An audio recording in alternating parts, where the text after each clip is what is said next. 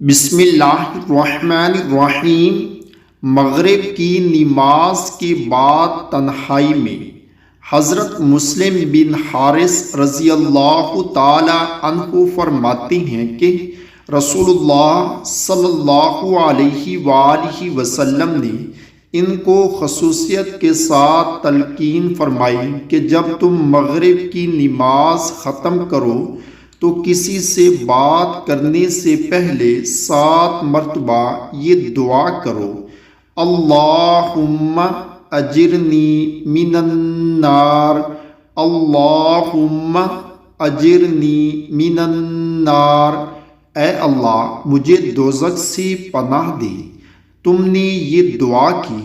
اور اسی دن یا رات میں تم کو موت آ گئی تو دوزخ سے تمہارے بچاؤ کا فیصلہ کر دیا جائے گا۔ اللہ تعالی ہم سب کو بھی اس پر عمل کرنے کی توفیق